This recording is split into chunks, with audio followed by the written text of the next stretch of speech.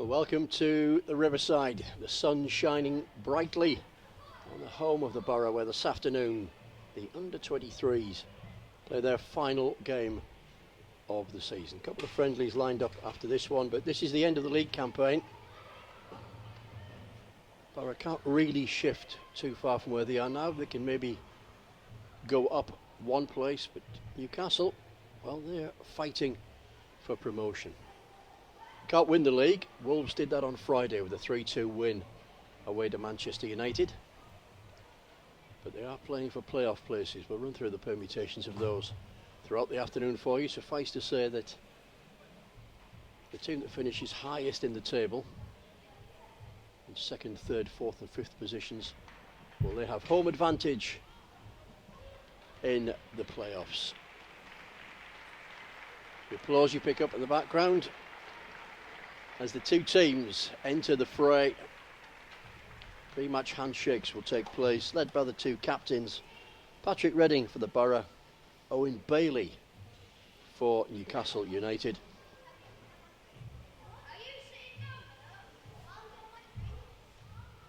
Kick-off just a couple of minutes away. The final work being done to the playing surface. The sprinklers putting their finishing touches to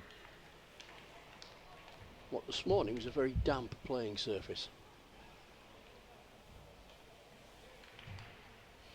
A bit wet and quite cold on Teesside, and certainly the northeast of England this morning. And I dare say that the weather we have now, which is bright sunshine and pretty warm, is not what either side expected when they set off to cover this game. Seems to be the northeast of England which had a bit of a slow start weather-wise today. Listening to the travel news on the way to the stadium, apparently the Shields ferry up across the Tyne was cancelled because of the weather this morning. I imagine it's quite pleasant sailing across there now, as it would be on the Tees. So if you know somebody or you're watching this on Teesside and you fancy a run out, well, have a look on the Teesside Princess this afternoon, because the weather set fair for the afternoon now.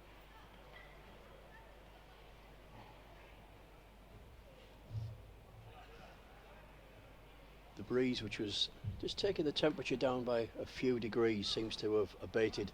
Sunshine's taken over. You can see by the corner flags that there's very little breeze in the stadium. As the final game of the season for the Boro is about to get underway, it's Newcastle who will have the kick-off. They need to win this if they want to at least maintain their position and maybe go up a place. Realistically, they'll probably finish where they are now. They could possibly go up by a place. They sit in 4th place to Ben Dawson's side. But a very good second half of the season. The Boro having won at St James's 3-1 at the back end of October when Ashley Fletcher bagged himself a hat-trick. Match referee David Richardson gets everything underway. Newcastle going direct to start with. Nathan Wood called into action straight away under pressure from United's leading scorer Elias Sorensen. Had a taste of league football as Sorensen. Didn't quite work out for him. He was over at Blackpool.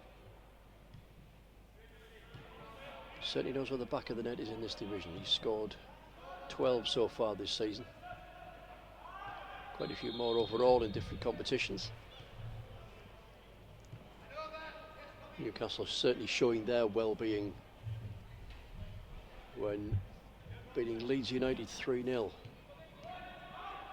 Guiseley, on Thursday evening in the semi-final of the Premier League Cup. So through the final of that, and that's at this level. Boro, of course, at under-18 level, getting through to the final of the Premier League Cup. So two sides with academies of which they can be proud are in opposition this afternoon.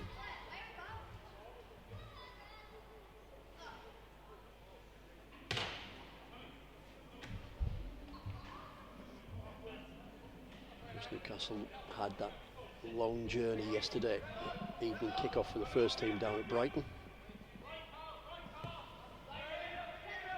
So if any Newcastle fans are watching us this morning, or this afternoon I should say, hope you got back. It probably was this morning by the time you got back. Hope you're back safely. Boro fans, of course, somewhat shorter journey from the Riverside. Their watch at the moment is there, number 9, that's Dan Ward, formerly of Newcastle, signed for the Boro at the start of this season. Will be one of those released at the end of it, however. More for he's good, really. He's a good player, is Dan Ward. Just needs a break somewhere. Jed Spence, been on the bench for a couple of first-team games. Just shadowed out the position by Rosare Mongello, who Boro did take a look at. Decided not to take up the option. Newcastle did. Patrick Redding, Boro skipper, Scotland under-21 international, up wide to the Frenchman Bilal Brahimi, overhits his cross. And Stephen Wern will go off in pursuit of that, never really going to get there. Longello just making sure.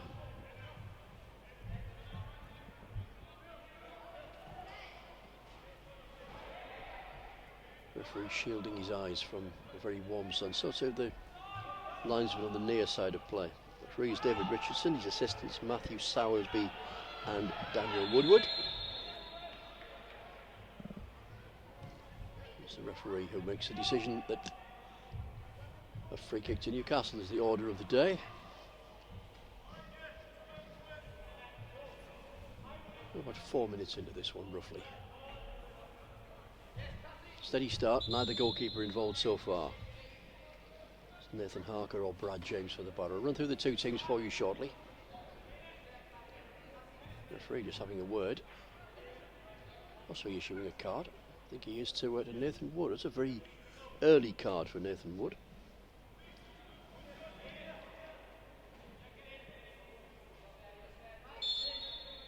Referee not happy with the challenge, which has brought this free kick. Up go the heads of the edge of the box, offside. The call from the linesman near side. Referee spots it now.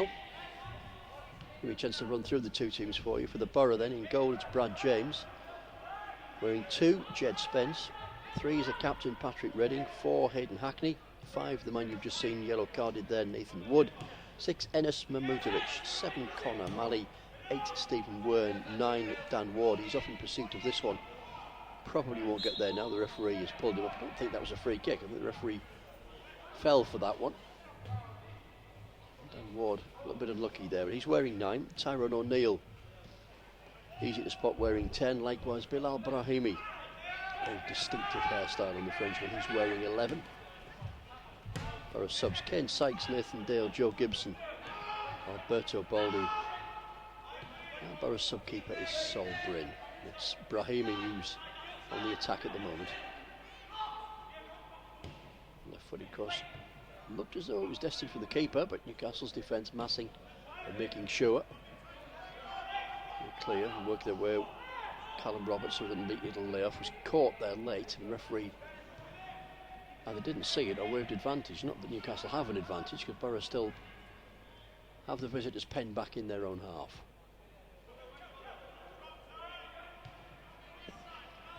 Into the Newcastle side, the next break in play. Conscious that we may well have some Newcastle fans watching with us. If you are, then welcome to you. Your side: Nathan Harker is the goalkeeper. Wearing 2 is Lewis Cass. 3, Oliver Walters. 4, Matthew Longstaff. 5, and captain, that's Owen Bailey. 6, Kelland Watts. 7, Thomas Allen. 8 is Mo Sangare. Elias Sorensen wears 9, Callum Roberts wears 10, and Rosare Longello wears 11. Newcastle subs this afternoon: Jamie Sterry, Otto Huntanen, Jack Young, Juan Contreras and Tyreek Bartlett. A bit early for subs. It may well come in the second half. Certainly if this afternoon gets warmer. There's nothing between the two sides. Say, come the hour mark, you may well see 1 or 2 changes then, I would think.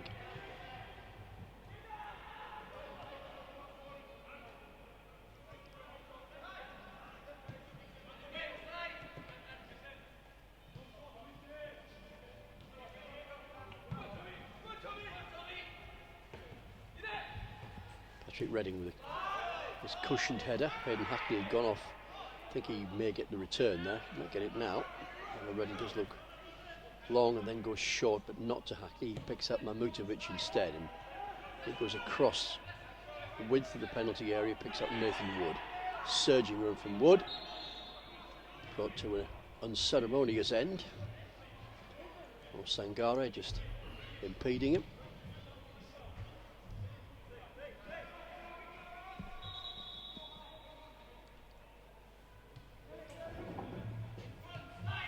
Mahmutovic, Hayden Hackney.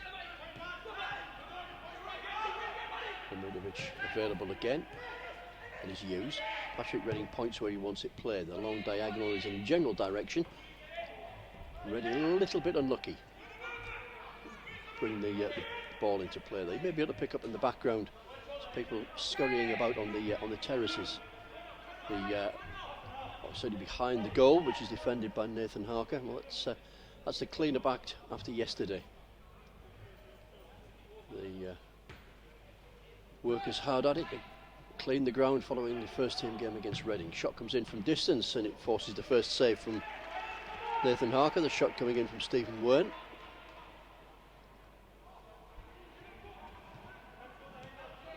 But you'll be amazed at the amount of detritus there is left on the terraces after a first team game.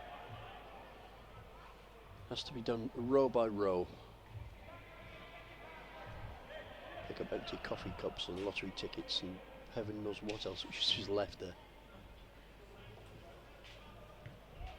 And that's how they're occupying that early Sunday afternoon, whatever you may be doing in yours. I do hope you're enjoying it. Yet to bring you a goal here at the Riverside in this final league game of the season for the Boro. Newcastle season will be extended, at least by one game anyway, possibly by more. Somerson holds the ball up well, needs support, finds it with Thomas Allen. Now Roberts tries to play a neat ball inside the box, but Newcastle forced out of there. Sangare was the last to touch, with the ball back from being in the edge of Boro's box, now very close to the edge of centre circle. Good interception, good touch there from Stephen Wern. Newcastle have no more than a throw, so Boro defended that passage of play well from Newcastle, who have yet to really get into Boro's box. Not really shown too much in that direction. Seemed to be rather frustrated kick from Kelland Watts there. His ball was out of play and he just booted it half the length of the pitch. 0-0, just the one shot so far in the game, of any note anyway. That a couple of minutes ago from Stephen Wern, conscious that people may be logging on all the time around the world, wherever you may be. Good afternoon, good evening, maybe even good morning in some parts, I suppose. But welcome to the Riverside anyway, bathed in spring sunshine. That wasn't the case a couple of hours ago. Very cold, very damp morning. Conditions now perfect for the fans who are over in the West Stand.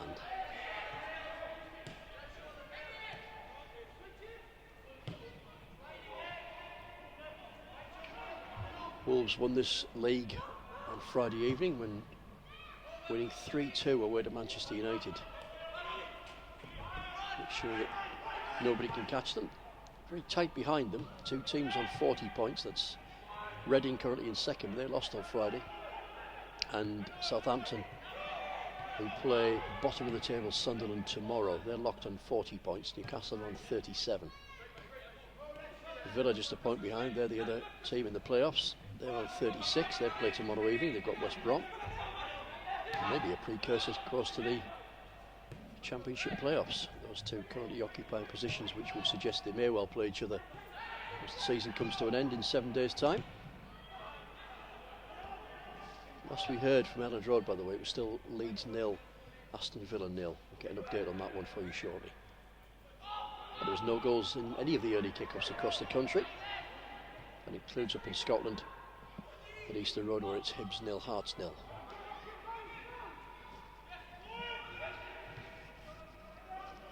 Leicester 0, Arsenal 0 in the early kick-off in the Premier League, or the noon kick-off, I think that was, in the Premier League. So nobody seems to want to score any goals this afternoon. Certainly the case here. 12 minutes into it, but thereabouts anyway. It's still goalless here. Boro certainly have started the brighter of the two. Newcastle have a little bit of a hangover from their game on Thursday. Need to get that up the system. It did ever so well to beat Leeds United 3-0. The Premier League semi-final. Over 3,000, 3,500 or thereabouts at that game on Thursday evening at Guiseley, which is just to the north of Leeds, as I'm sure you know, but I'm sure plenty of Newcastle fans were down there as well. Magpies winning that 3-0 to take them through to the final of the Under-23s Cup.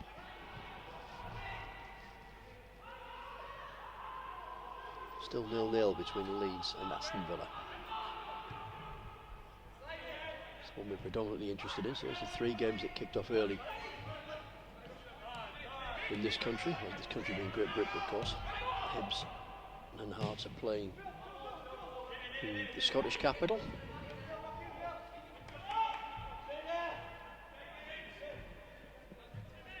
Leicester in the Midlands and Leeds somewhere in between. Not too far from the quarter-hour mark here at the Riverside. Still awaiting the breakthrough, but a determined start from a Boro side who've only lost 2 of their last 12. So Newcastle thought they'd come down here and cement a playoff place where they are in the table and find it easy. Well, they've got another thing coming because Boro have been playing well of late. They were 2 up against Stoke City with 88 minutes played in their last game, which is on Good Friday. And then a whisker of completing a club double over Stoke City. First team won here in the afternoon, and then in the evening over at Bishop Auckland, 23s were 2-0 up with a couple of minutes left. Ended up drawing that one 2-2 with Stoke out of nowhere, scoring 2 goals in less than a minute right at the end of the game. Free kick. Bring a halt in play around here.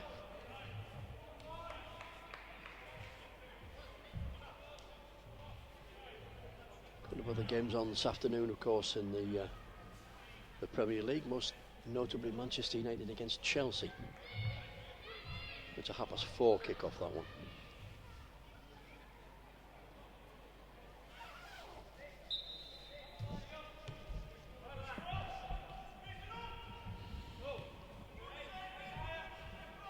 Keep an eye on that Leeds game for you, and any change in that scoreline which will of course automatically promote Sheffield United, who as good as completed their task with that 2-0 win over Ipswich yesterday. Nathan Wood needs a touch on that because that would have gone for a corner. Did get the touch. It's fallen kindly for Conor Malley. Malley will bring it away from the edge of the penalty area. Needs the help of Enis Mahmutovic to take it away from that edge. Goes backwards, and then a 20-25 yard ball sets Jed Spence off with ideas of getting into the Newcastle half, and ideas which were cut short. Timely intervention from Rosal Angelo.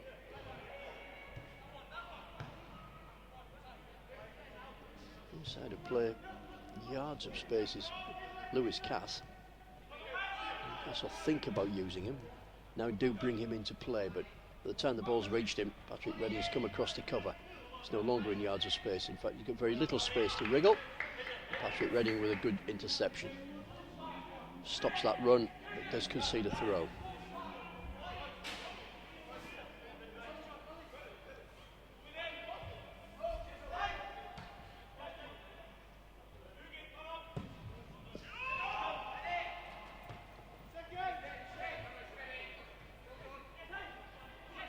Good header from Hayden Hackney, determined header.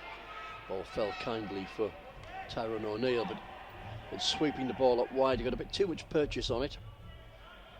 Throw to Newcastle, midway inside their own half. And for all they're going for a promotion spot, Newcastle, they haven't started too brightly this afternoon. It's Boro who've been the better side. The opening 16-17 minutes or so, if you happen to just be joining us. Maybe you've just had your Sunday lunch. Lucky you. We haven't. But do you care? No.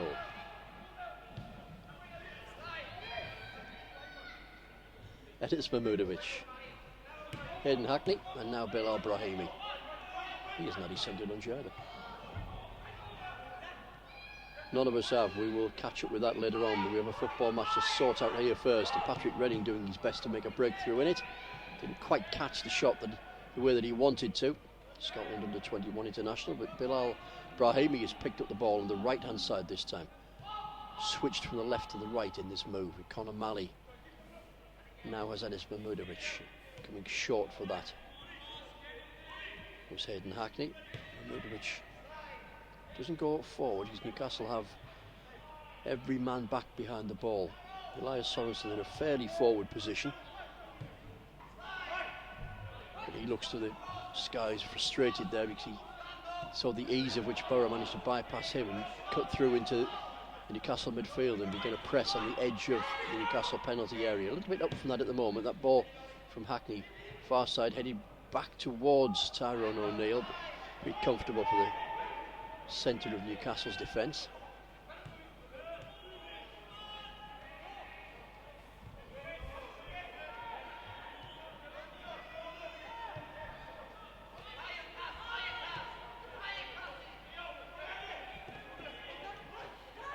Hugh Longstaff, brother of Sean. Newcastle lose their way again. It's definitely Boro with the momentum at the moment. Can't make it count. Nathan Harker just had the one shot on target to save so far. But the encouragement comes from the Boro bench. Paul Stevenson, who has a history with Newcastle United, of course, played in the same FA Youth Cup winning team as Paul Gascoigne. 60, 70 odd games for the first team as well, I think, Paul Stevenson, and a playing career that took him around a few clubs. Very experienced player and very experienced coach as well. And this Mahmudovic, the other end of the experience scale, despite the fact he's a Luxembourg international. Leicester have taken the lead. Yuri Tielemans at the King Power. Leicester 1, Arsenal 0. That race for 4th place, which nobody seems to want. Tottenham beaten for the first time at their new stadium yesterday. They're sitting okay in 3rd at the moment, but behind them, queuing up to take 4th, and each one of them falling by the wayside with each game they play. Manchester United were embarrassed at Everton 7 days ago in their attempt to close in on that position. Arsenal similarly lost at home. Tyrone O'Neill just needs to settle down a little bit here. You have a word with Elias Sorensen as well. Just needs to take the heat out of the situation. The referee just needs a quiet word here, I think, and just pull Tyrone O'Neill towards him. He'll probably get a yellow card, I would have thought, for what they call these days, I think, isn't sporting behaviour. Boro's captain Patrick Redding just nipping in there, having a word. That was a flashpoint out of nothing, really, with Tyrone O'Neill. Yes, there was a foul in the build-up. There's no need to start pushing, no need to raise your arms. Just walk away and get on with it. Second yellow card of the afternoon. The referee's going to have a word with Elias Sorensen as well, I think. Whether he's going to book both players, I'm not sure. Yes, he is. So Sorensen and O'Neill booked.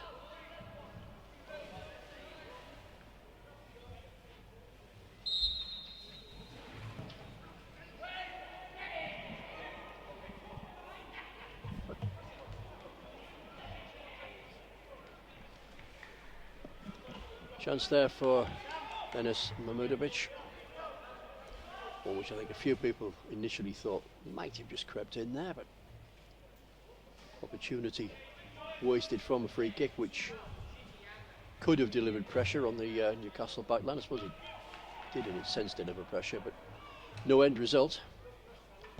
The cleaning up campaign is moved across to in front of us here in the east stand of the Riverside, the lower tier of half a dozen people who are walking with large plastic bags and picking up heaven knows what after the game yesterday. Not too far away from where the Reading fans were. They moved on from that area. That section has been cleaned, I think. 380 or so Reading fans are making their journey. Save for the knowledge, they're playing in the Championship again next season after the results elsewhere yesterday. It was predominantly the one at the Hawthorns where West Bromwich Albion came from behind to beat Rotherham and subsequently relegate the Millers. It's where we are, of course, next Sunday. The first team, header from Tyrone O'Neill, always going wide. Decent contact on it, didn't get the direction that he wanted. 12:30 kick-off, remember, next Sunday. The final scheduled championship game of the season. Playoffs to come after that, and will we be in them? Still all to play for. Level on points with Derby. They're 6 goals better than we are at the moment, but level on points. They're away to Swansea on Wednesday evening. The final game of the season is at home to a West Bromwich Albion side who will want to be on top of their game, because they will want home advantage in the second leg of their playoff. Having said that, they could possibly still catch Leeds. Could possibly end up in 3rd place, West Brom, so they have all to play for. at Pride Park next Sunday. So for those who think it's a foregone conclusion that we will finish 7th, you may want to think again. There's all to play for there. It might not be as simple as many people think.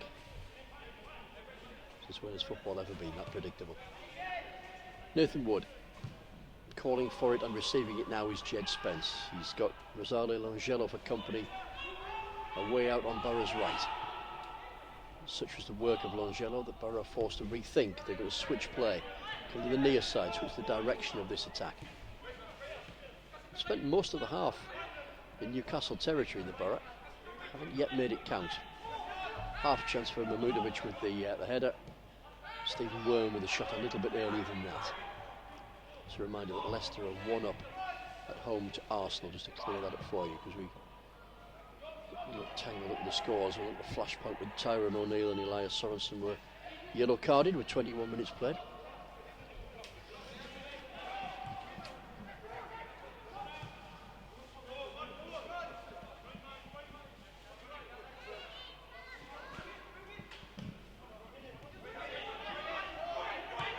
Hayden Hackney.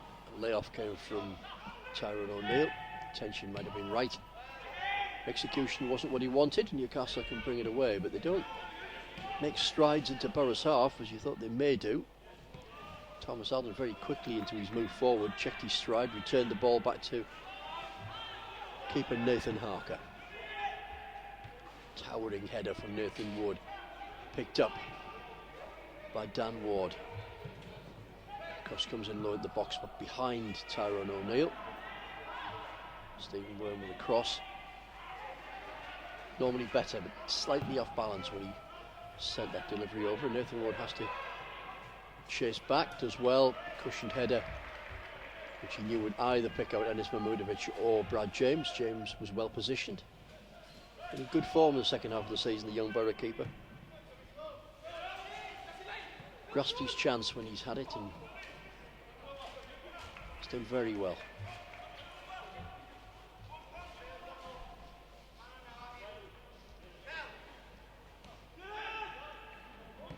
Past the midpoint of this half as the sun returns to the Riverside. Dipped ever so temporarily. Fans, some in shirt sleeve order, not all, still a little bit fresh in the shade. Good defensive work from Jed Spence. Conor Malley running into trouble. He runs into trouble with the referee here as well, who's spotted the infringement. Conor Malley just overrunning the ball, dived into the challenge. Referee just having a word. You probably want a longer word with Malley, I would have thought. Seems the officious type. Shots a yellow card, referee. Well, the referee obviously thinks it is. It's David Richardson who's in the middle. He's decided that this game is worthy of 4 yellow cards in the opening 27 minutes.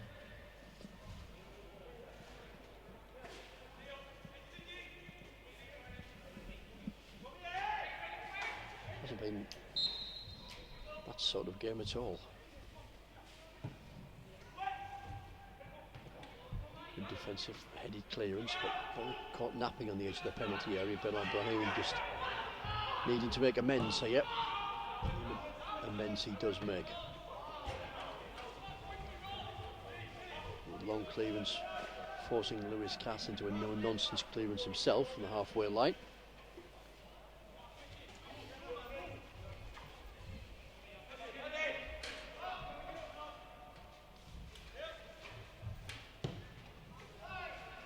Crossfield from Mamudovic to Jed Spence. He skips away, likes to run, likes to attack. Does the right back who's cut into a midfield area now. Wanted the ball back from Hayden Hackney, didn't get it. He goes up wide instead to Patrick Redding, approaches the edge of the Newcastle box, thinks about a shot, instead plays it up wide to Brahimi. Cross hits the first man, is headed clear. Picked up again though by a Boro shirt that's worn by Patrick Redding. Skips into the edge of the penalty area. Referee having none of that. I think the referee called that one perfectly right as well. That was just a coming together. There's another coming together which does bring a free kick. Not from where Conor Malley was trying to take it, and certainly not from where Mamudovic was either, but the referee's allowed that to continue. free kick has been taken. Mahmudovic has Spence out wide, bypasses Wood to find Spence, hooking the touchline as Stephen Wern a few yards ahead of him, but comes back towards Nathan Wood and edges the ball forward to Conor Malley. Out wide is Patrick Redding. Bilal Brahimi poised there waiting for the ball in receive mode, has received it. What can he do with it as he approaches the goal line? He can hold on to it and he can bring in Patrick Redding. Left-footed cross swept over, up go the heads. It's the chest, however, that isn't quite effective enough, and away by Owen Bailey, and that needed to be dealt with because that was very determined work at the back post from Stephen Wern.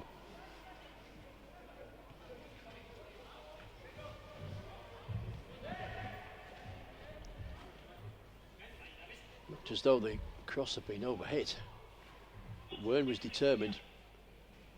He got there first and needed that clearance from Bailey just to get the ball away. Considered corner, could have been much worse. Hands raised from Brahimi. Corner easily dealt with, however. Boro might get a second chance to get the ball into the box and hope the delivery is better this time. Stephen Wern, chipped ball in the middle, headed clear. Judd Spence caught on his heels but recovers and then loses out again.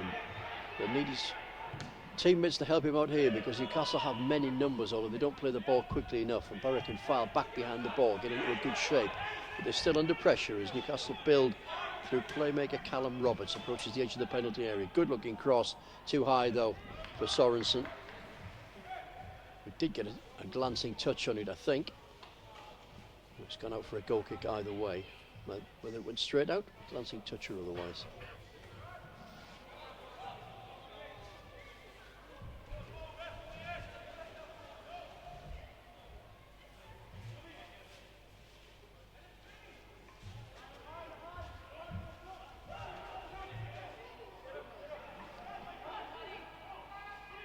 Brad James in the brilliant sunshine.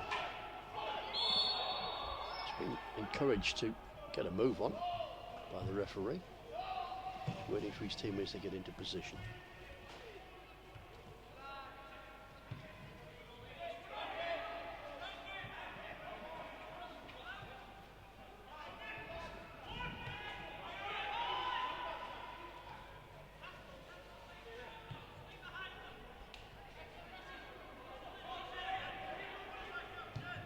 Newcastle try and build from the back. Haven't seen too much of the ball in Boro territory, hasn't the Magpies so far. Let's may change it. Threaded ball through the middle from Callum Roberts, easily dealt with by Enis Mahmudovic. Of course, Tyrone O'Neill, he doesn't get a touch but does win the throw. Kelland Watts, the man putting the ball out, takes his position back in the centre of that Newcastle defence. Out wide he is, he's marking Tyrone O'Neill at the moment. Jed Spencer is, he'll take the throw, getting instruction from Paul Stevenson.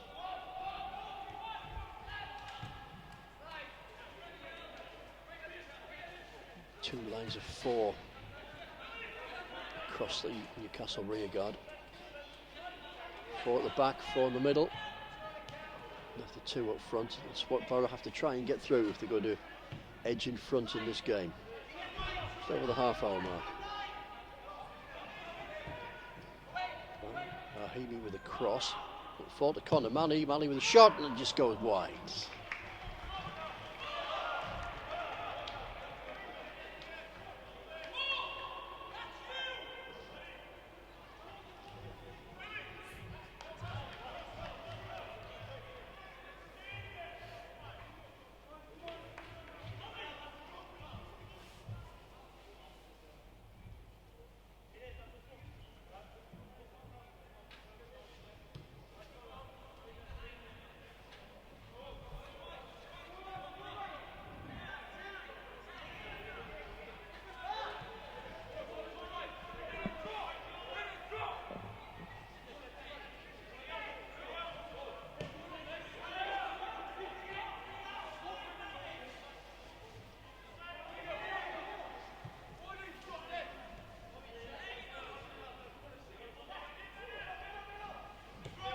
Leeds have taken the lead at Elland Road.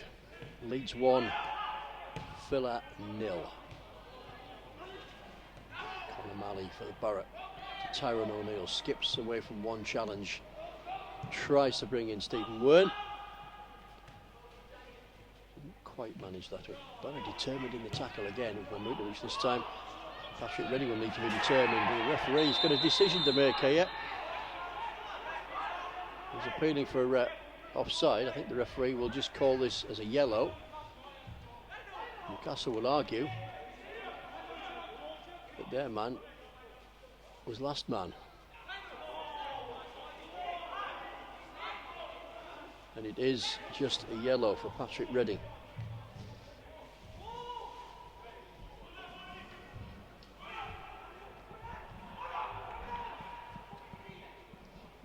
Newcastle, you could say, not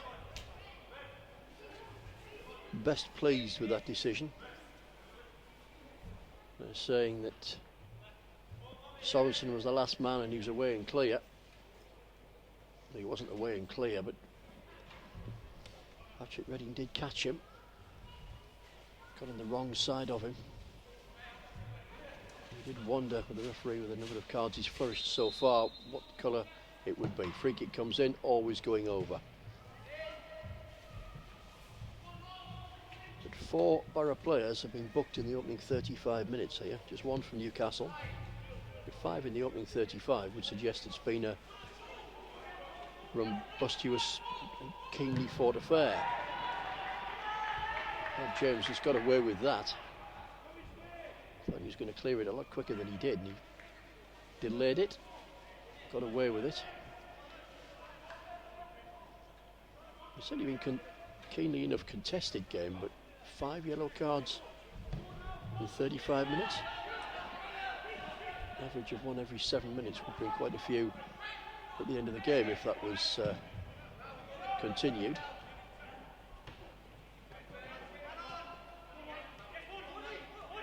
Let's see if we get another yellow card before we reach 42 minutes. Keeping up that average. Newcastle with Sorensen thinks about the shot, but plays the ball up wide instead to Roberts. Roberts, tricky little customer, tends to try and set players up rather than have a go himself a lot, and that's what you saw this time. Longstaff was thinking about the shot, but quickly crowded out, picked up in centre midfield for Newcastle by Mo Sangare. Now by Conor Malley, though, the ball out wide doesn't give Jed Spence too much of a chance. That looked a 50-50 shoulder charge, to be honest with you, but Jed Spence has won a free kick. Challenge there with Longello. The referee said was too zealous from the Newcastle wide man coming field to try and win possession back for his team.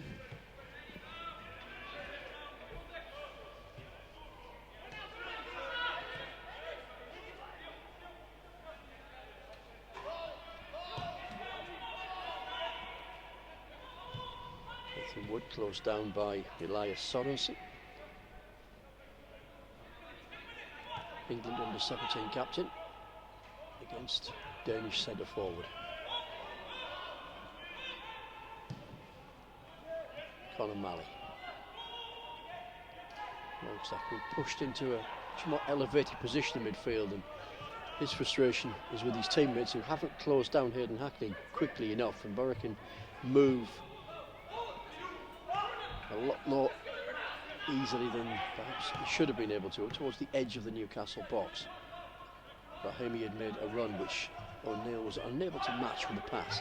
Goes short towards Patrick Redding. Whips over across, should be and is comfortable for Nathan Harker.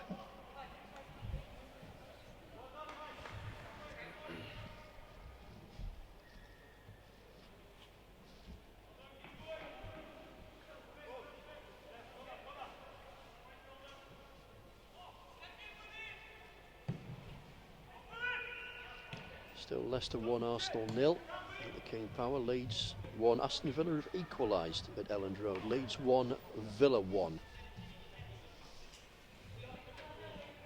So Villa weren't behind for too long.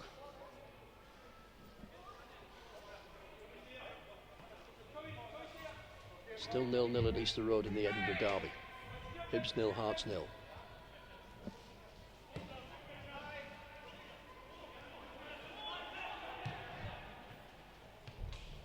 Lovely layoff by Dan Ward.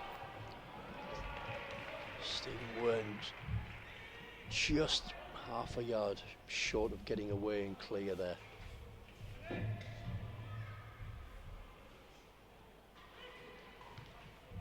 Looks as though, well, Albert Adoma has scored the equaliser for Aston Villa. However, it looks as though Villa are down to 10 men. El Ghazi has been sent off.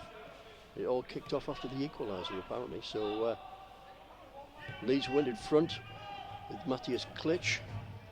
They all got a little bit of out of hand in the aftermath of that, as El Ghazi was shown a red card, and then Albert Adoma was allowed through to score.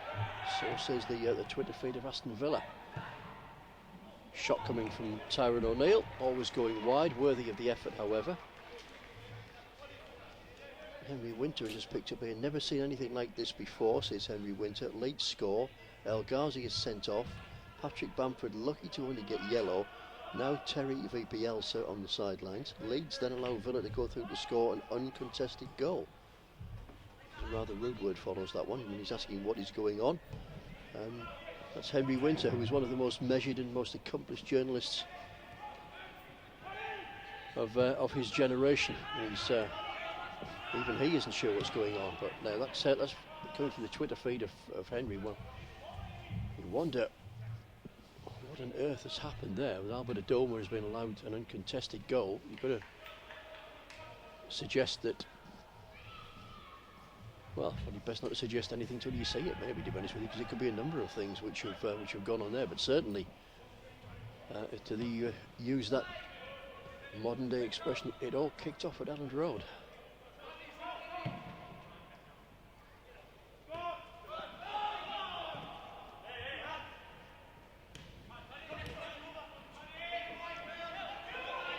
Bilal Brahimi. He just looks up, he has Hayden Hackney wide, but goes long instead. The ball falls for Stephen Wern. Good one-handed save from Harker.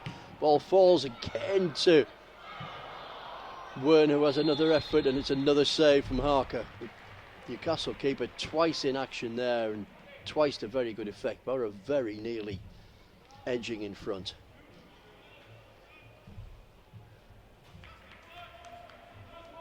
Roughly 4 minutes from the break, although it depends what the referee adds on. He, technically speaking, could add on at least 2, possibly 3 minutes, given that he's booked 5 players and are instructed to add on 30 seconds per yellow card. Brahimi, single arm in the air this time. It's tighter to goal with this free, corner, I should say. It wasn't a free header which Mahmudovic thought he was going to get. He was very quickly picked up. It was well worked, and you could see that Mahmudovic had got himself into an area where he thought he was in for a free header, but didn't get the contact that he wanted. Boro do have the throw. Newcastle had scrambled it clear. Patrick Redding skips away. The referee should have, I would have thought, awarded a free kick against Newcastle there. Redding seemed to be impeded. He's not having any other referee, but Boro pick up possession once more. Mahmudovic was not brought down. Play on, says the referee, and Mo Sangare does just that. Out wide, he's got Rosario Longello. For company, he has Jed Spence. He needs help. He finds it with Longstaff, who's in the centre area.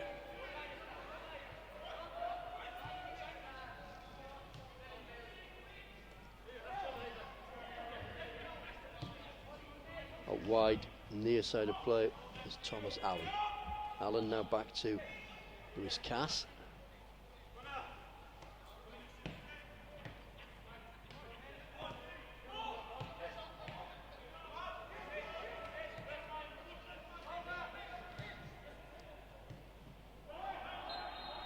Good interception, it needed to be, from Stephen Wern. Busy little 40 odd minutes or so for Stephen Wern.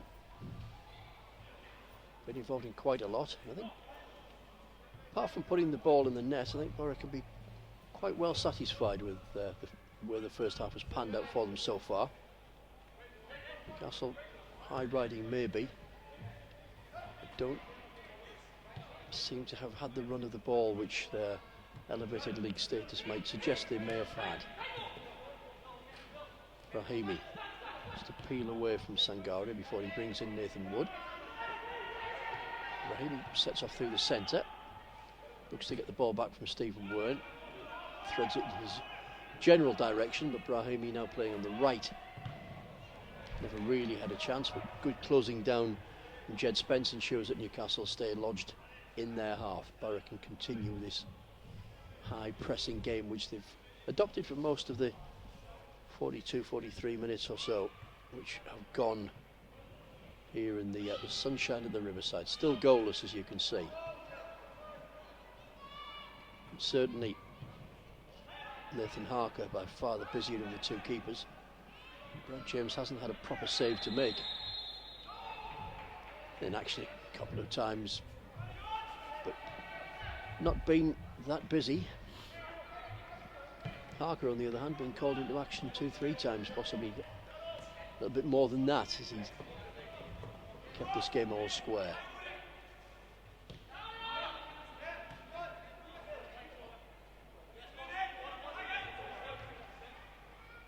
They're just at walking pace at the moment. Castle skipper Bailey just trying to urge people along.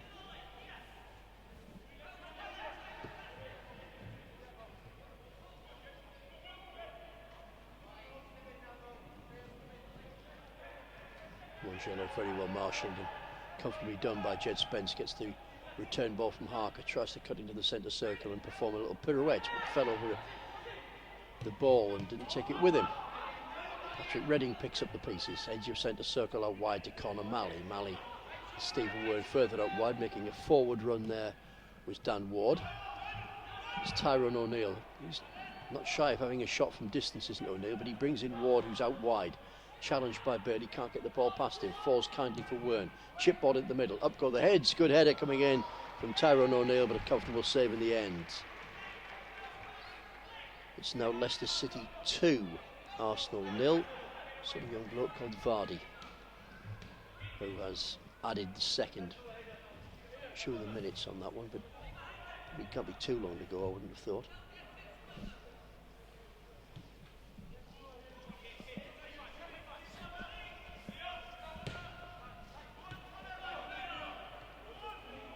Leicester 2, Arsenal 0. Arsenal just do not travel at the moment, do they? When he said that, they were beaten at home by Crystal Palace 7 days ago. So Unai Emery got his work cut out at the Emirates as Arsenal, as though they may concede ground in this race for fourth place. Overhit.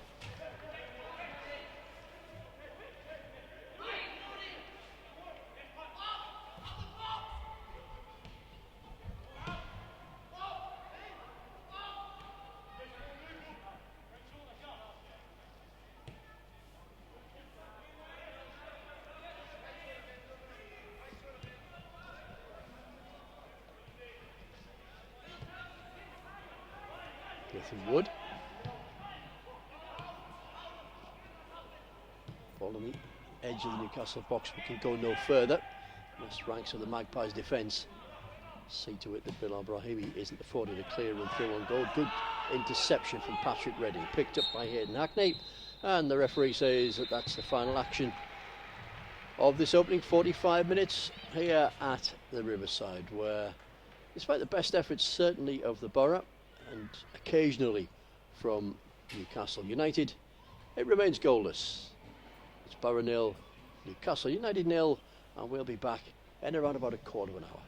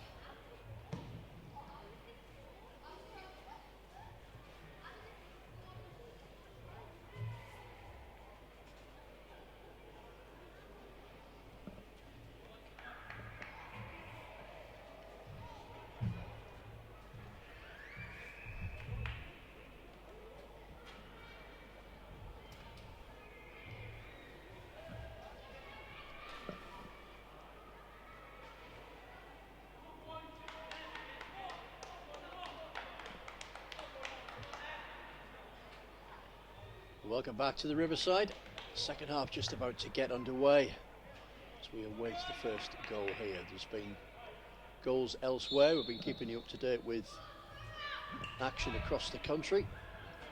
It's all over at Elland Road, and it's all over for automatic promotion for Leeds United. They've drawn 1-1 with Aston Villa in an astonishing game at Elland Road. You really do have to try and pick that out if you can sometime and watch the highlights, or certainly maybe just 2 or 3 minutes of the game in that second half. Quite astonishing scenes. It's ended Leeds 1, Aston Villa 1. That doesn't tell you half the story. What it does tell you though is that Sheffield United are promoted along with Norwich City, who beat Blackburn Rovers last night. They go up automatically, so congratulations to the Canaries and to the Blades as well. The Blades back after a 12-year absence in the top flight. After a pretty tardy start to the season, and they were beaten 3-0 here it was our first home game, and didn't look anything like that night. Didn't Sheffield United? Well, they've clearly done something right for the remainder of the season. And that 2-0 win over Ipswich Town at Bramall Lane yesterday evening meant that Leeds United had to win and turn over a 12-goal deficit. They were hardly likely to ever do that in the remaining 2 games. 1-1 with Aston Villa. It brings Aston Villa's winning run to an end. They won 10 in a row going into that game today. But 1-1 it's finished, and that sends Sheffield United into the Premier League along with Norwich. Here we're awaiting our first goal. There's been another goal at Leicester. Jamie Vardy's got a second. Leicester 3, Arsenal 0. That one will be just about finished by now if it hasn't already. Boro looking to build where they set off in the first half. Brahimi with a low drive which fizzes just wide through a crowded box, but Boro certainly the better of the 2 sides, the most offensive of the 2 sides in the opening 45 minutes. Newcastle defence was called upon time and time again. A couple of smart saves from Nathan Harker, quick succession keeping them in the match. Remember, Newcastle already guaranteed a playoff place. They're playing for positions within the playoffs is what they're doing. Boro just concluding their season here. This is the Boro's final game of the campaign. At least one more for Newcastle, who will likely face either Southampton or Reading in the playoffs, possibly both if they win their semi-final. What they're playing for is home advantage in that semi-final. Really looked like making a breakthrough here too often so far. They attack the edge of the Boro box, and Conor Malley, in the fringes of the first team squad, unused squad member in the last 2 or 3 games, just stretches a boot out there and stops another attack in its stride. Newcastle build on the left this time with Rosario Longello, who we were seeing a little bit earlier. Boro had a look at but declined to sign last summer. Newcastle decided to take a chance on him. Newcastle released Dan Ward, who of course is in Boro colours now, although he will be released at the end of this campaign. Hopefully he'll go on and find a club somewhere. He deserves to, as Dan Ward. He's had a good season. He's not close enough to the first team here at the Riverside to justify keeping him for another year in the hope that might happen. He needs in his career. He needs a chance to move on and establish himself somewhere. Hopefully he does. Good enough player to do so. Good defending from Jed Spence, another who's been around the first team in the last 2 or 3 weeks or so. He's been on the bench. Wasn't yesterday, has been for the previous couple of games.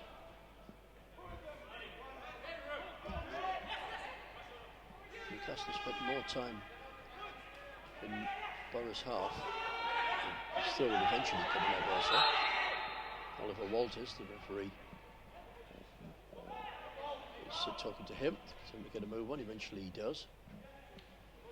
Longello, but Newcastle spent more time in Boro's half in the second half than they did at any sustained period in the opening 45 minutes. We're approaching the 5th minute of the second half. Newcastle do have a corner. Ball doesn't look as if it's anywhere near the D. It's from our vantage point up on the halfway line. Nobody anywhere near it. Referee says we'll play on in that case. Nathan will get in timely intervention.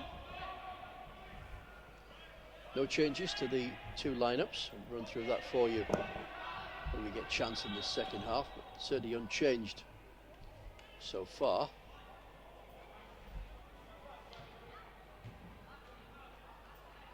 Not sure what the referee is indicating. I think he wants a new ball. Seems to be the thought. The pressure on that one wasn't correct. The referee happier with the new ball which has been delivered from the Boro bench. Boro's coaching staff look at the old one and try to establish what's wrong with it. Not an awful lot by the look of it. And Boro quite like the look of this one as well as they move forward up towards the edge of the Newcastle penalty area where they lose their way. Stephen Wern with a darting run. Boro very quickly then in goal, it's Brad James, then 2 is Jed Spence, 3 Patrick Redding, 4 Hayden Hackney and 5 Nathan Wood, 6 Ennis Mahmutovic, 7 Connor Malley, 8 is Stephen Wern, 9 Dan Ward, 10 Tyrone O'Neill and 11 Bilal Brahimi. That's your 1 to 11 for the Boro. The Newcastle numbers, not easy perhaps for you to pick out. I think not as easy as the Boro, but if you can, then Nathan Harker is their goalkeeper. 2 is Lewis Cass, 3 Oliver Walters, 4 is Matthew Longstaff. I think doesn't appear to be wearing 26 or something at the moment. I think that was as a result of needing to change his shirt in the first half. Owen Bailey is the captain. He wears 5. Patrick Redding, by the way, the Boro number 3, is our captain. Owen Bailey, 5, captain for Newcastle. 6 is Kelland Watts. 7 Thomas Allen. 8 Mo Sangare. 9 leading scorer Elias Sorensen. Hasn't seen too much of a sniff of goals so far. Callum Roberts, 10, and wearing 11, Roser Longello. Neither side have introduced a sub yet. Full complement of subs, 5 on each bench. Unlike yesterday, where Rotherham only seemed to name 6 subs for their championship game at West Brom. It's one which they lost, of course, and have been relegated. We were there in 7 days' time at the New York Stadium.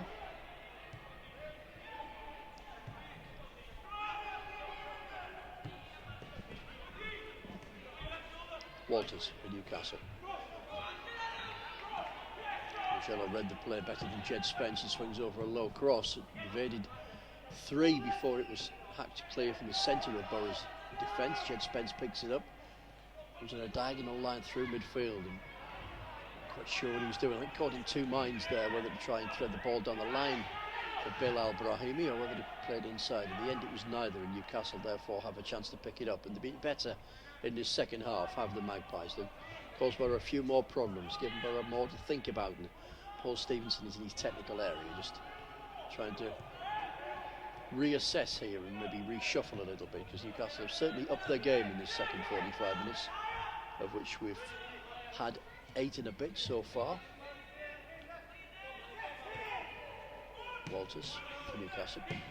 Careless ball picked up by Stephen Wern. Ball tangled under the feet of Tyrone O'Neill. He plays in Dan Ward. How he would like a goal against his former employers, but he's out wide at the moment. Swings over a cross, comes shot. In the end, it was neither. The tension was right. I think he's probably trying to dink it into the far corner from where he was. Too far away from where the Reading goal was scored yesterday.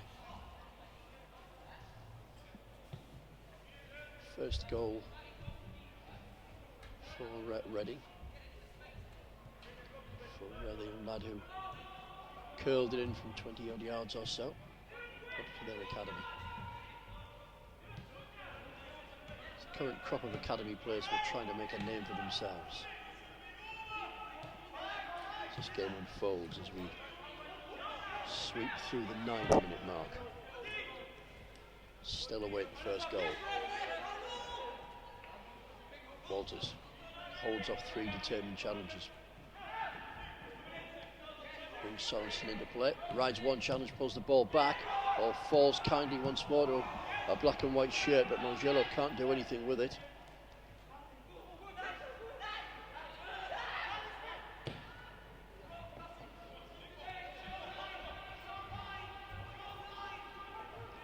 Brahimi out wide has Patrick Redding.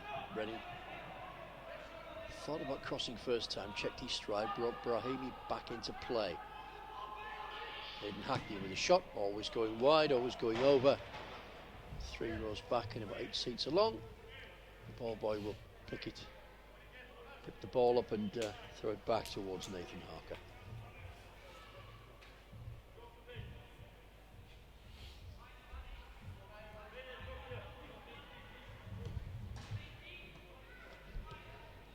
Finished 1-1 at Easter Road in the Edinburgh Derby. Hibs 1, Hearts 1. Hearts scoring both goals in that game. Richie Paisley putting Hearts into the lead, but then Hearts skipper Christophe Berra putting through his own goal. That's the way around it was.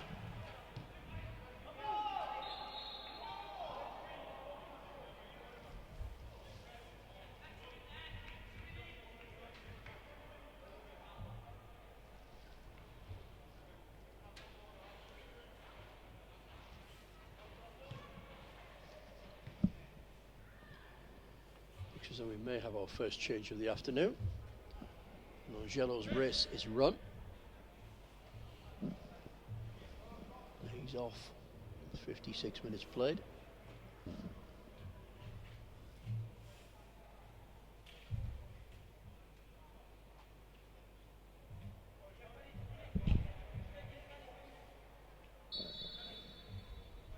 Looks like Tariq Bartlett, the man who's replaced him. Shot comes in from distance. Harker brought into action for the first time this half.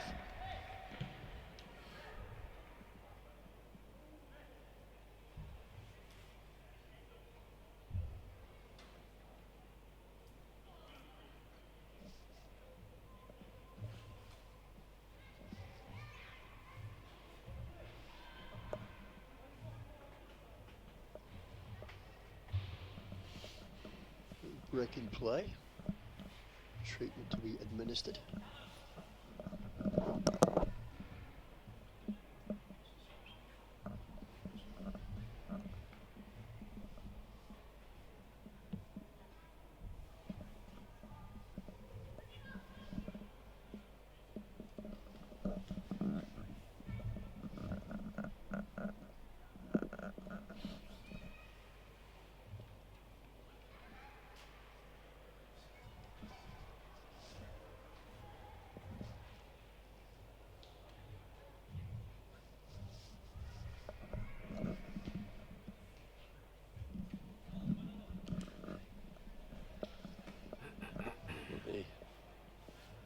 Refreshments are being spread around the park.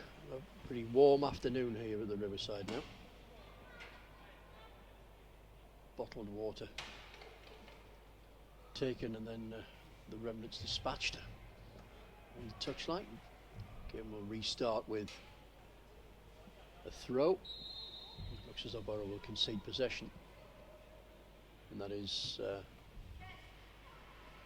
certainly a talking point at Elland Road this afternoon, how Aston Villa were allowed an uncontested, well, largely uncontested equaliser after a fracas following a Leeds goal, which then Marco Bielsa astonishingly saying allow Aston Villa to score, given he maybe thought it wasn't gentlemanly conduct the way that the goal had been scored by Leeds. Rather than me trying to explain it all to you, just trust me, watch it, work it out for yourself, because I'm not sure that many people will recognise what's gone on first time at Elland Road. You probably need to see it again and maybe for a third time. There's a lot of action in a very short space of time. 1-1 had finished there. Villa were down to 10 men. You may suggest that when you see the incident that saw El Ghazi sent off, that may well get rescinded on appeal. That's for Villa to sort out. What Boro have to sort out here is a way through this Newcastle United defence. We're approaching the hour mark.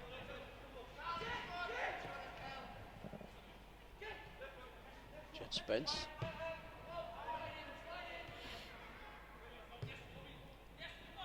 Ennis Mahmudovic and Patrick Redding with a chip ball down the land looking for Bilal Brahimi. Coming short for it was Dan Ward. Neither got it.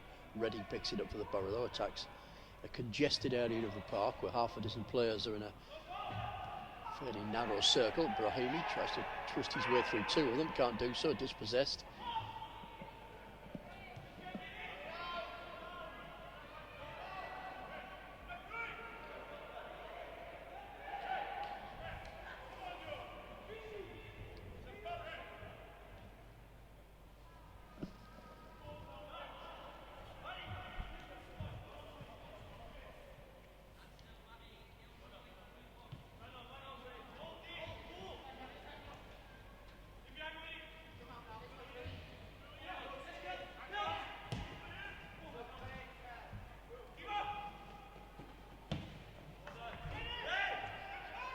James scampering out of his goal, scampering quickly back in it in case Newcastle took a quick free kick.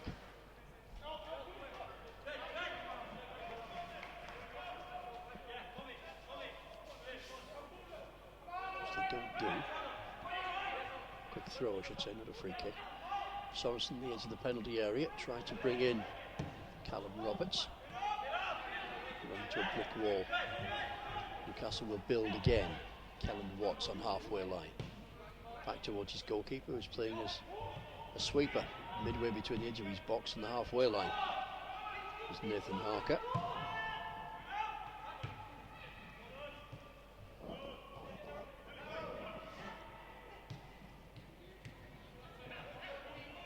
Dan Ward getting the run of the ball that he wanted.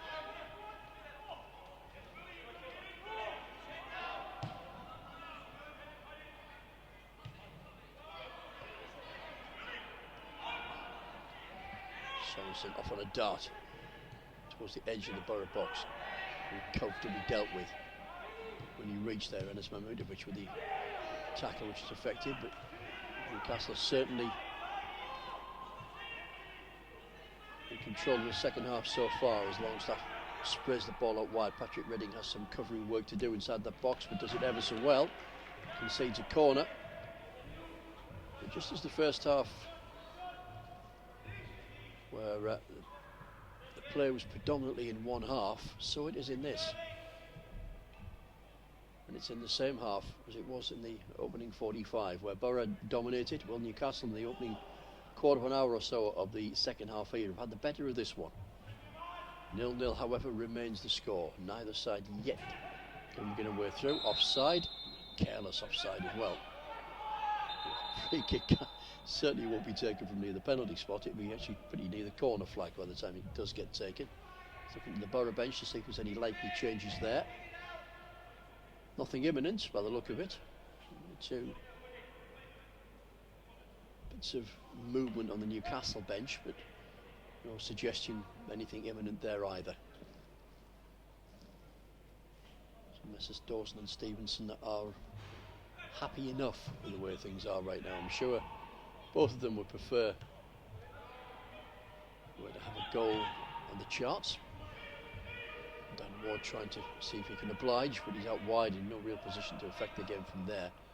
Loses out and busy little Longstaff just sweeps play out of harm's way. Newcastle will have to have a second go at that, however. Got themselves into a little bit of a mess in centre midfield, but good work in the centre of their defence.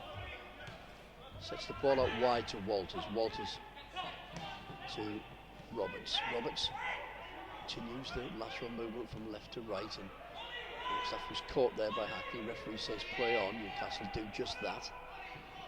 Forced wide, however. Brahimi goes across to try and cover. Longstaff with a reverse pass. Roberts back towards Longstaff to try to thread it through for Sorensen. Couldn't get it through just at the last moment. Boro do have an injury concern, however. He's midway inside the Newcastle half. And ball will be put out to play now. Looks as though it's Dan Ward that's down injured. Problem on with his right boot by the look of it. Whether it's his boot or whether it's a problem with him personally, And he's taken the boot off for some relief. Difficult to see, but he's been down for a minute or so. Physio on just to have a look at the break in play here. So to bring you right up to date with events from around the country today. Astonishing game at Elland Road would have ended 1-1. And that just doesn't tell you the story or anywhere near it. Astonishing second 45 minutes at Elland Road. But the result in the end, 1 each, does confirm Sheffield United's promotion to the Premier League.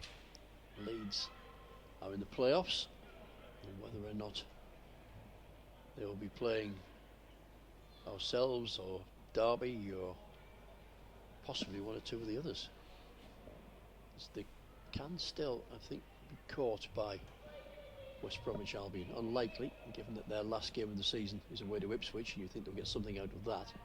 It's likely that Leeds will play either ourselves or Derby. In the Premier League,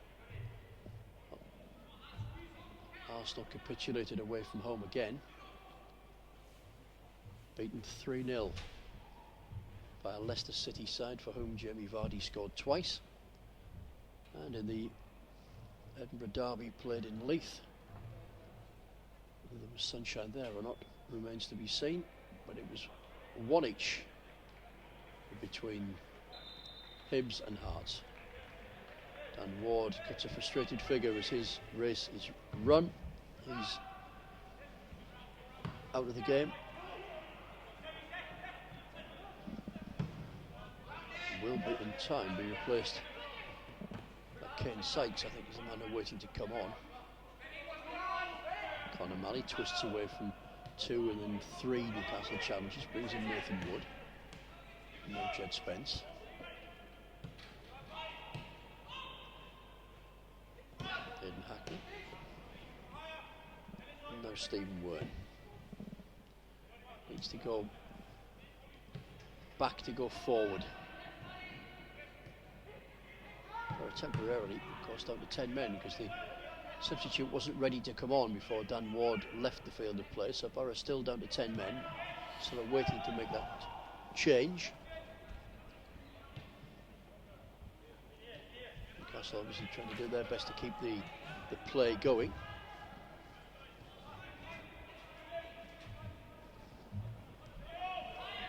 They've got that man advantage. Can they make it count? That's the question. So Boro's interest to get back up to parity in terms of numbers anyway as soon as possible, but Newcastle keep the ball in play. Bartlett sprays the ball out wide, doesn't find its intended target, but Jed Spence can't capitalise as Oliver Walters sticks to his task and wins the ball for Newcastle, who now have Mo Sangare in possession, and now Kelland Watts. Burnley, the captain. Sorensen comes deep to get possession. Attacks the edge of the Boro box.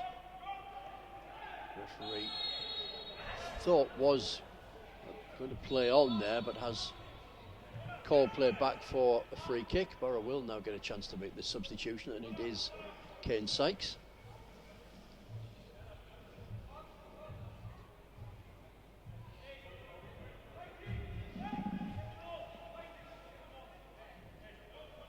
His first duties will be defensive, taking the place of Dan Ward, off injured.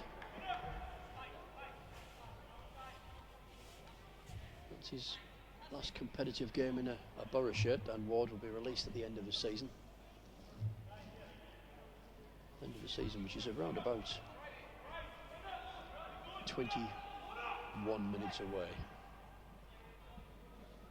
So Newcastle will have at least one more game. They are in the playoffs. Opponents yet to be determined, likely to be Southampton already. Free kick brings a spreading save, and the follow-up is turned wide. That's the first proper save that Brad James has had to make in this game, and we are 24 minutes into this second half. Well struck free kick, up and down very quickly. Position was right, but so too was the positioning of the Boro keeper, who said a little earlier in commentary has been in very good form. certainly in the second half of this season. When he's had his chance, he's grasped it, is Brad James. They have to do something else here if Boro don't clear their lines quickly. That's not a good clearance from Nathan Wood either. As a low shot comes in and is in for Newcastle United. There's nothing that Brad James could do about that.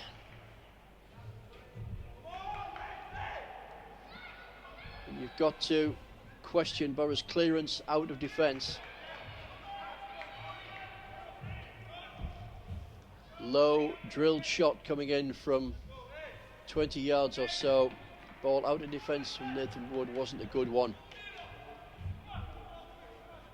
Pounced on, drilled in, converted, and Newcastle United into the lead.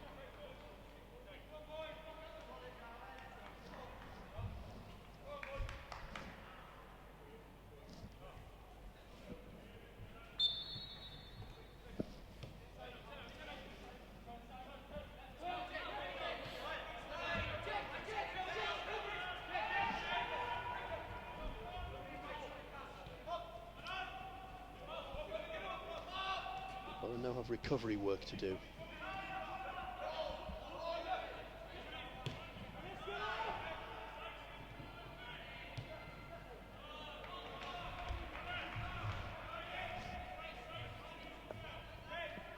Didn't look likely in the opening 45 minutes. A better side, but Newcastle, to be fair to them, come out and had a right go in the second half. Capitalised on an error. An error, I should say, in the centre of Boro's defence. Brad James beaten with a low drilled shot into the bottom corner.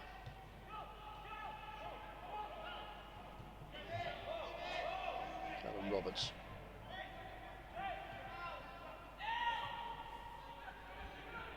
Wide Newcastle build once more. It's a swept ball into the box, headed clear by Nathan Wood.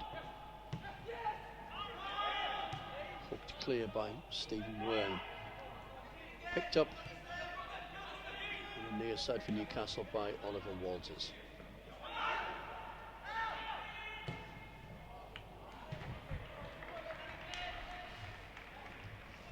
Confirmation, Tom Allen was the goal scorer.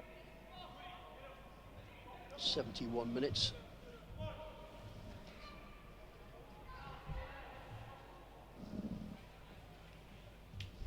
It elapsed when he drilled low. Gave Newcastle a lead, which, so in the first half had looked unlikely, second half had looked more likely, but if not probable, as far as defence had up to that point done particularly well. But a stray pass out of defence, pounced upon and punished in the cruelest of fashions. And Tom Allen with that goal. Raheemi with a cross. Newcastle getting themselves into a little bit of a tangle in the centre of their defence as well, and can Boro capitalise? No, they can't. Big good clearance up towards halfway line where Sorensen read the play better than Mamudovic did. Couldn't keep the ball under control. Boro have a throw. A turn from Raheemi takes him away from Lewis Cass. Boro win no more than possession, a few yards of territory.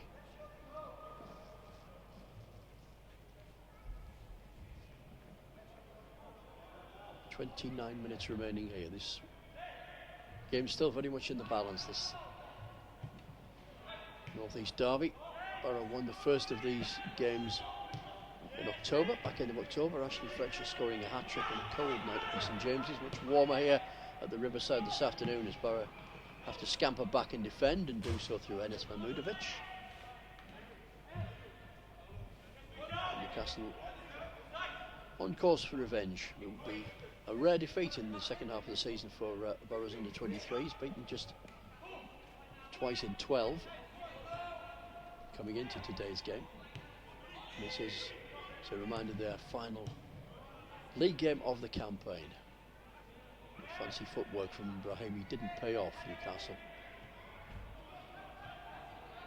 re-energised in the break, have come out a different side. pushed up and made life a bit more difficult for Paul Stevenson's outfit, who've just one change, or showed us one change so far. Kane Sykes sitting in a position in between the back line and midfield. Dan Ward was a bit more prominent than that, but he was forced off injured, was the former Newcastle man. As we're into the final quarter of an hour, 70 minutes played. Boro 0, Newcastle 1. Tom Allen the scorer on 71.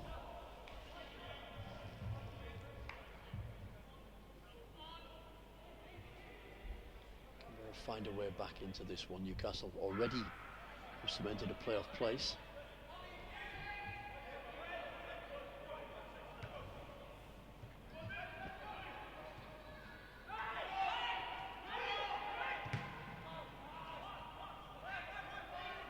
You have to think that Southampton will probably get the better of bottom of the table Sunderland tomorrow, so more than likely go back above Newcastle. They're up to third place temporarily, the Magpies here. Of course, if Southampton did slip up, so much the better for Ben Dawson's side. Sunderland bottom of the table. Southampton favourites to win tomorrow. Doesn't always work out that way, of course, as we know. That would mean that Newcastle would face a trip to Reading, more than likely, in the semi-final. If Southampton do win, they're likely to go second in the table.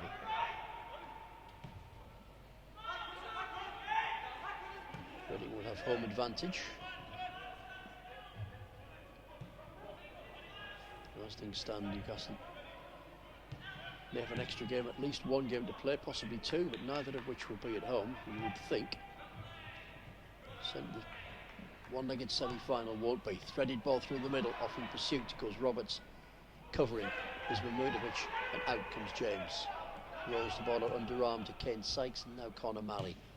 Doesn't waste any time in getting the ball forward. A wrestling match between Tyrone O'Neill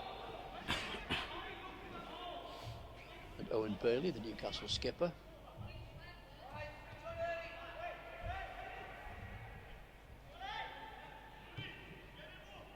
Nathan Wood. Wide to Stephen Wern.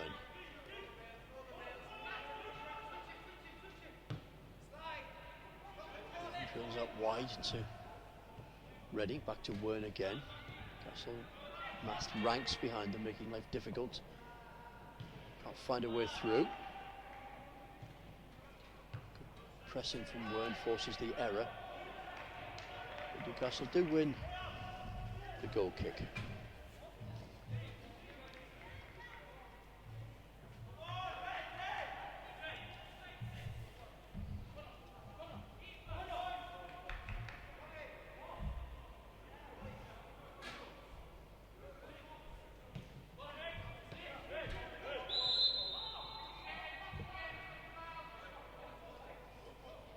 Nil-nil between Burnley and Manchester City, currently at Turf Moor.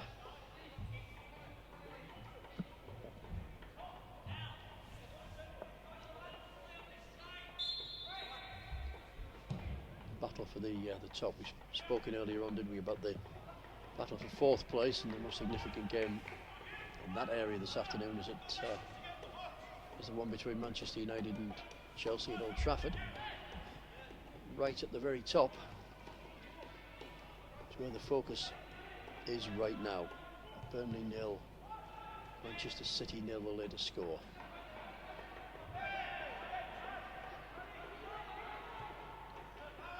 Need to win it, of course, to City to go back top of the table. Now the 23s need to score here to get back level with the Newcastle side, who took the lead on 71 minutes through Thomas Allen with a drilled shot from 20 yards or so, following a mistake in Boro's back line. Jed Spence cross took a deflection, makes it difficult for Harker, certainly under pressure from O'Neill. It's picked up by Brahimi, can't bring the ball under control properly. Newcastle can spin away, tug on the back of the shirt there from the Frenchman, always going to concede a free kick.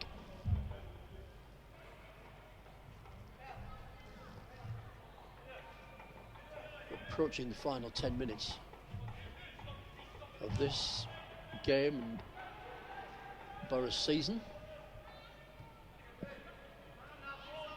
Long stuff for Newcastle. It's a little bit of a tangle, and Jed Spence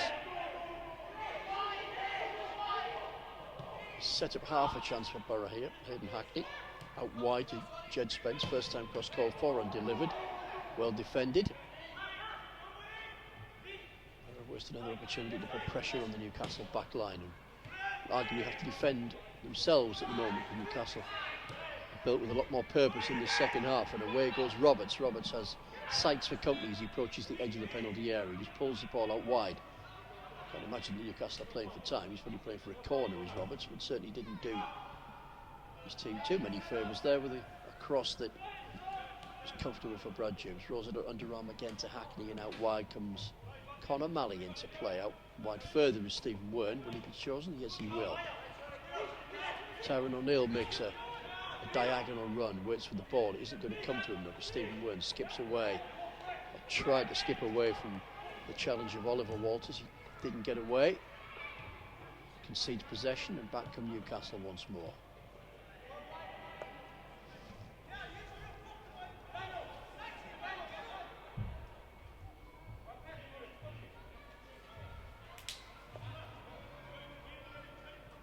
With a change,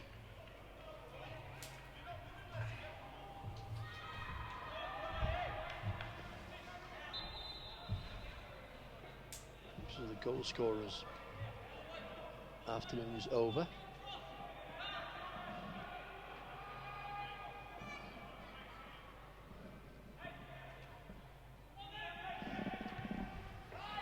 Jack Young, the man sent on to replace him. Just the one change to Boro so far. That was injury enforced.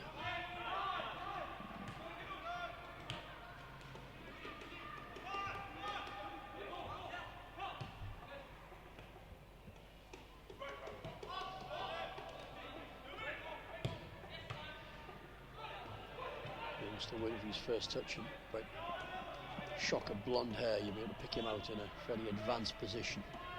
Not right now though, because it's Bilal Brahimi who's on the attack for the Boro, down by the corner flag. He has company threefold, but still manages to pick out the red shirt of Hayden Hackney. The referee, however, says that Hackney was taking a ride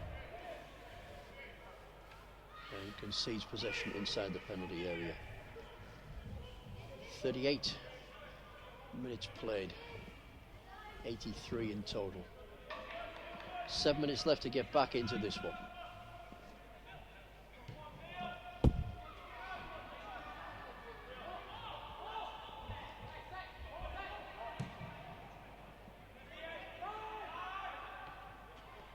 Slip from Mahmoud, which almost allowed Young his first touch of the ball, but recovered. Did the Luxembourger, picks the ball, or the ball's picked up, I should say, by Jed Spence near side.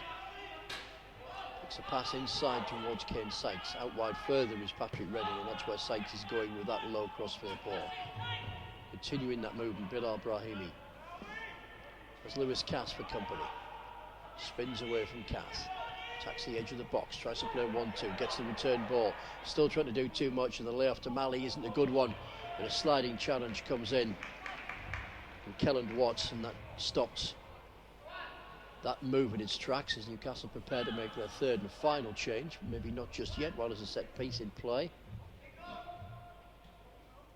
Boro just overdoing it a little bit. There was a good chance inside that penalty area for Brahimi there. The layoff intended for Conor Malley didn't carry quite enough pace. Good approach work. Final ball not quite what he wanted. Corner comes over from Brahimi. Up go the heads. Ball bounces loose. One-handed save. Is it going to be tucked in? It looks as though that ball's come back off the post and into the arms of the Newcastle keeper. And it is just not Boro's afternoon. It looked as though Nathan Wood's header had crept in.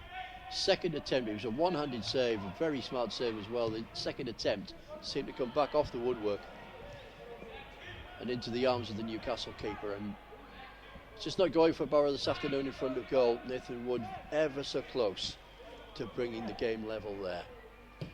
First with the header, then a follow-up effort, and the keeper, right place, right time, twice.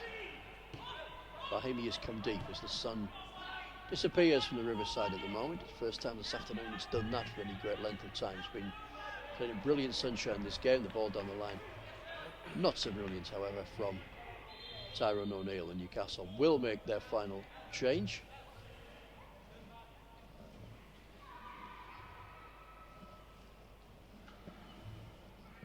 Sorensen, their leading scorer, is off.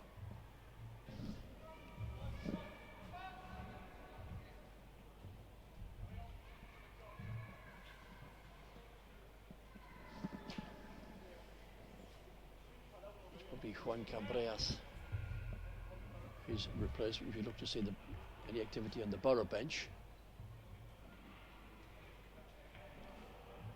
What's the answer to that? It's an emphatic no.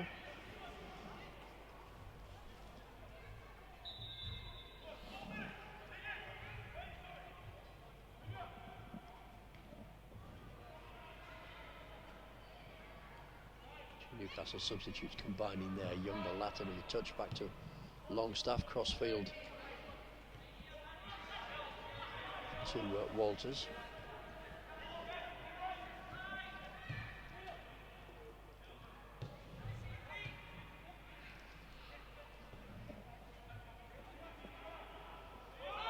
And once more. Rides one challenge. We'll have a few more if he's going to try and get into the box, but then Bartlett takes over. Neatly done in Boro's backline, however, from Hayden Sykes. And Kane Sykes, sorry, and Hayden Hackney, the one with the sliding challenge. Still 0-0 at Turf Moor, Burnley against Manchester City. 4 minutes from half time in that one. We're 3 minutes from the end of this one. Some returns, at least to a quarter of the pitch anyway. In which is Nathan Harker. His clearance is contested between Jed Spence and Oliver Walters. It's Newcastle who have possession through Longstaff and out wide. It's Cass. Bursting run forward from the Newcastle right back is unchallenged. He was young for company. He's out wide, shadowed by Mahmutovic.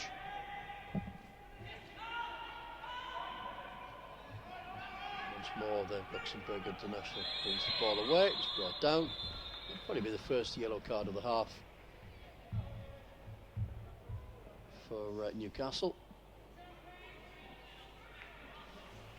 And Lewis Castor, the recipient.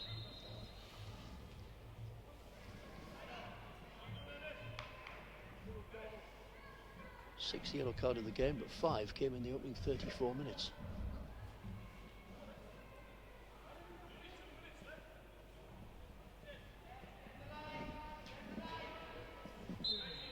Nathan Wood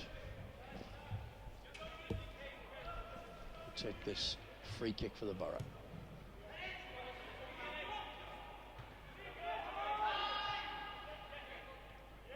Comfortably cleared.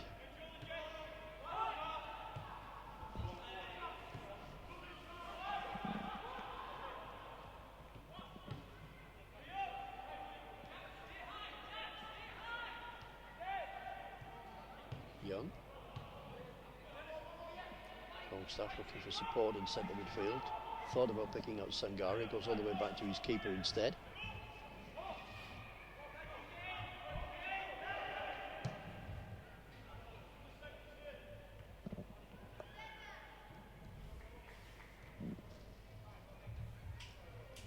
Into the final minute. I haven't seen the fourth officials board go up yet to indicate how many additional minutes we may play. Can't think there's going to be too many.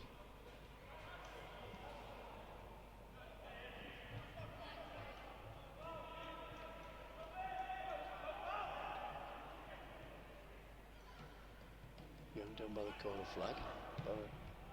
Temporarily stretched, but the crossfield ball isn't a good one. It's picked up by Stephen Wern. Wern has Jed Spencer away on his right hand side for company. Away goes Spence to the edge of the box, now down towards the goal line, skips past one challenge, he appeals it for handball, referee having none of it. Kane Sykes back to Stephen Wern. Mojdovic has been sent up to supplement the attack. So if Boro could be caught short at the back, Kane Sykes has to go across and cover.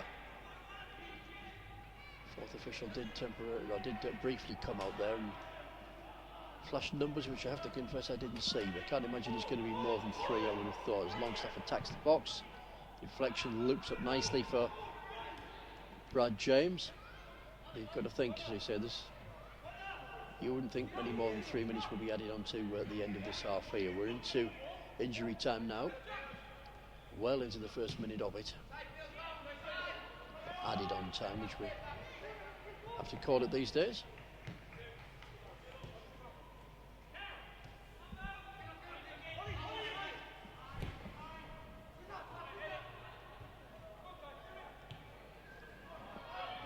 Should be comfortable for Nathan Wood. It is unchallenged. Brad James will pick his spot. Which wasn't the intention, but quite as short for Hayden Hackney, who had to scamper to get there ahead of Jack Young.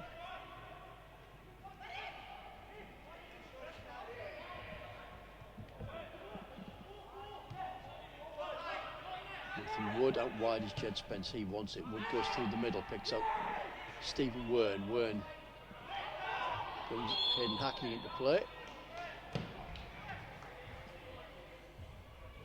The referee has spotted an infringement close by.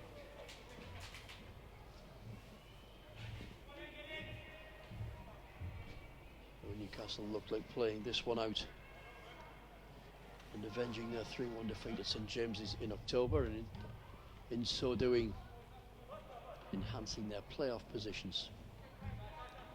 It's the final scheduled league game, of course, for Newcastle. Final 2 games in this league are played tomorrow. Southampton at home to Sunderland, a game being played at St Mary's.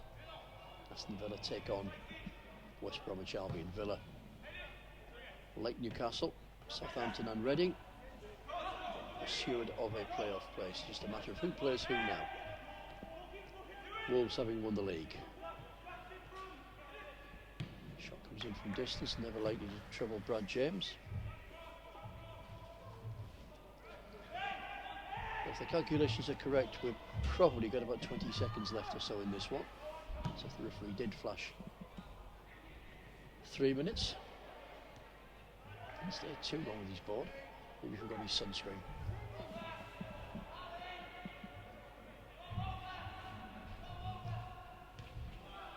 Brahimi didn't set up too kindly for Patrick Redding. Flicked on by Stephen Wern. Connor Malley out wide. Jed Spence, he's played in now. Spence's intentions again as he slipped at entirely the wrong time. He watches now from an attacking position. He's a defender, but he's in the wrong part of the park as Newcastle try and build and bring that ball away through Jack Young. 3.5 minutes into added on time now as Newcastle try and build down their right hand side. Good work from Belal Brahimi coming back. He's caught awkwardly in a 50-50 challenge there. Throw at the Boro, however. Newcastle in no great rush to concede the ball. Petulantly.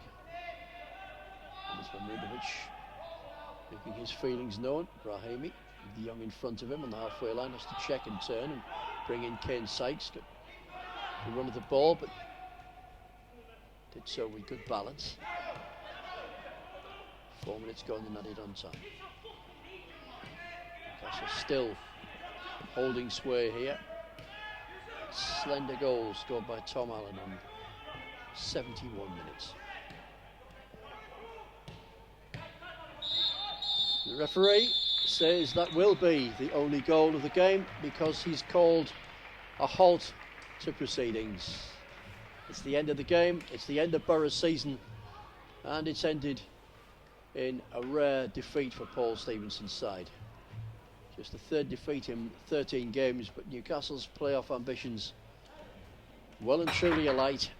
They have at least one more game to go, but for the Boro, that's it for this season in terms of their league campaign. They've got a couple of friendlies lined up with Bradford City and Hibernian in the opposition. They're no more than match practice. The meaningful football at this level is done for this campaign. Boro will finish around about 7th or 8th in the table, depending on what happens tomorrow evening. The last couple of games of the season are played then. Wolves have won this league. Newcastle will take one of the 4 playoff places to see if they can join the Wanderers in the top flight next season. Boro will contest football in the second flight again next time round, perhaps with a much changed side. The only goal of the game this afternoon came after 71 minutes. Thomas Allen, the goal scorer, a low drilled shot from around 20 yards or so into the bottom corner. Nothing that Brad James could do about it. Boro the better side in the first half, Newcastle the better in the second. The difference, the only goal of the game. That on 71, that from Thomas Allen, and that from us is goodbye for the Riverside, wherever you may be watching around the world. Thank you so much for taking the time to do that. Hope you've enjoyed the coverage. Thanks as ever for your support. It's a good afternoon from the Riverside.